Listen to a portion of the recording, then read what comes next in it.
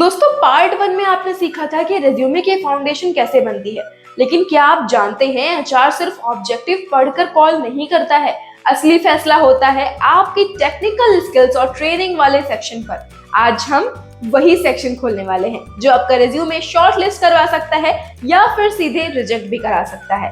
अब चलिए बिना टाइम वेस्ट किए सीधे रिज्यूमे के सबसे पावरफुल सेक्शन की ओर से शुरुआत करते हैं, जो है टेक्निकल स्किल्स। दोस्तों पार्ट 1 में हमने आपको पर्सनल डिटेल्स और करियर ऑब्जेक्टिव्स के बारे में बताया था और इसके बाद जो सबसे जरूरी चीज है वो है टेक्निकल स्किल्स। टेक्निकल स्किल्स आपके रिज्यूमे का सबसे जरूरी हिस्सा होती है क्योंकि यहीं से एचआर को समझ आता है कि आप सिर्फ सर्टिफिकेट वाले नहीं हैं बल्कि काम करने वाले इंसान हैं। इस सेक्शन में वही स्किल्स लिखनी चाहिए जो आपने आईटीआई के वर्कशॉप या फिर ट्रेनिंग के दौरान सच में की हो।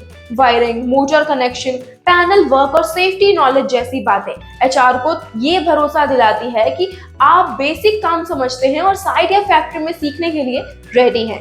जब एचआर इस तरह के साफ और सच्ची टेक्निकल स्किल्स पढ़ता है तो उसके दिमाग में आपकी एक वर्किंग इमेज बनती है। उसे लगता है कि ये कैंडिडेट टूल्स और मशीन्स के साथ काम कर चुका है। लेकिन यहीं पर एचआर एक और सवाल सोचता है कि क्या इस कैंडिडेट ने सिर्फ ट्रेनिंग सेंटर देखा है या फिर रियल वर्क एनवायरनमेंट भी। और इसी सवाल का जवाब रिज्यूमे के अगले हिस्से में मिलता है।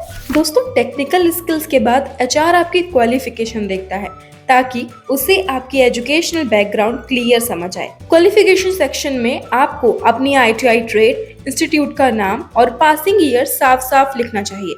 अगर आपने 10, 12 या डिग्री कोर्स भी किया है तो उसे शॉर्ट और सिंपल तरीके से मेंशन करना जरूर चाहिए। याद रखिए यहाँ अननेसेसरी डिटेल्स नहीं देनी चाहिए क्योंकि एचआर सिर्फ ये देखना चाहता है कि आपकी बेसिक एजुकेशन क्या है और आपकी ट्रेड किस फील्ड से जुड़ी हुई है।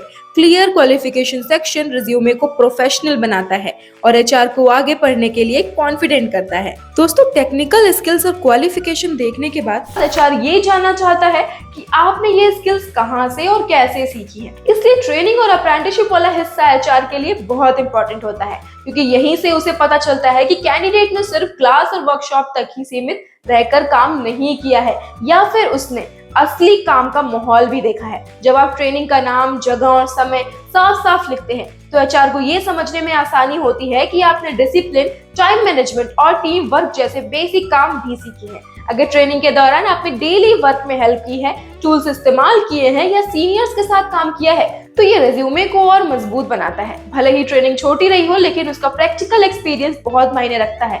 इसी वजह से एचआर ऐसे कैंडिडेट पर ज्यादा भरोसा करता है और रिज्यूमे को आगे बढ़ाता है। दोस्तों ट्रेनिंग देखने के बाद एचआर ये समझना चाहता है कि आप टूल्स और मशीन्स के साथ कितने कंफर्टेबल हैं। इस वजह से टूल्स और मशीन्स वाला हिस्सा रिज्यूमे को छोटा होने के बावजूद बहुत स्ट्रॉन्ग बनाता है। जब आप यहाँ उन टूल्स और मशीन्स का नाम लिखते हैं जिनका आपने ट्रेनिंग या वर्कशॉप में इस्तेमाल किया है तो इससे ये साफ दिखता है कि आप सिर्फ थ्योरी नहीं जानते बल्कि प्रैक्टिकल काम को भी समझते हैं। इस सेक्शन में एचआर को लगता है कि कैंडिडेट जॉब के पहले दिन से ही बेसिक काम सीखने और करने के लिए रेडी है। यही वजह है कि टूल्स और मशीन्स वाला हिस्सा रिज्यूमे को एवरेज से अच्छा बना देता है और सिलेक्शन के चांसेस बढ़ा देता है। दोस्तों अब जब आप कॉमन मिस्टेक से बच गए हैं तो चलिए बात करते हैं उन प्रो टिप्स के जिससे आपका रिज्यूमे बिल्कुल स्ट्रॉन्ग बन सके। Tip number 1, resume simple, clean और रीडेबल होना चाहिए। टिप नंबर 2, फॉन्ट और स्पेसिंग कंसिस्टेंट रखिए ताकि एचआर को पढ़ने में आसानी हो।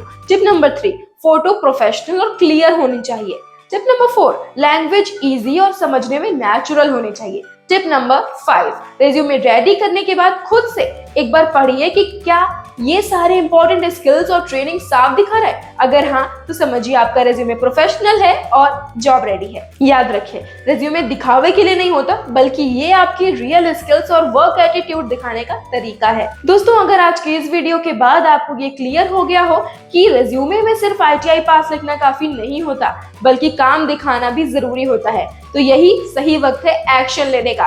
तो आज ही अपना रिज्यूमे खोलिए और चेक करिए कि आपकी टेक्निकल स्किल साफ दिख रही हैं, क्या ट्रेनिंग और अप्रेंटिसशिप प्रॉपर्ली एक्सप्लेन की गई है, क्या टूल्स और मशीन्स देखकर एचआर को लगेगा कि आप जॉब के लिए रेडी हैं। अगर इन तीनों सवालों का जवाब हाँ है तो समझ लीजिए आपका रिज्यूमे इंटरव्यू रेडी है। साथ ही वीडियो को लाइक करिए और अपने आईटीआई दोस्तों के साथ शेयर करिए क्योंकि सही गाइडेंस हर स्टूडेंट तक पहुंचना चाहिए। और अगर आप आईटीआई या डिप्लोमा पास आउट हैं और चाहते हैं latest jobs, skill upgrade options और English learning all in one एक ही जगह पर। तो डिस्क्रिप्शन में दिए गए लिंक से अभी डाउनलोड करिए श्रम इन जॉब्स ऐप। चैनल को सब्सक्राइब करना मत भूलना और हाँ, बेल आइकन जरूर दबाना ताकि करियर गाइडेंस की ऐसी प्रैक्टिकल वीडियोस आप तक सबसे पहले पहुंचे। याद रखिए दोस्तों, रेज्यूमे आपका पहला इंप्रेशन होता है। अगर पहला इंप्रेशन स्ट्रांग होगा तो कॉल खुद आएगा। श्रम इन जॉब्स ऐप पर अब तक लाखों युवाओं को मिली है उनकी मनपसंद नौकरी। तो आज ही www.shramin.app पर जाएं और अप्लाई करें अपनी पसंदीदा जॉब के लिए बिल्कुल फ्री में।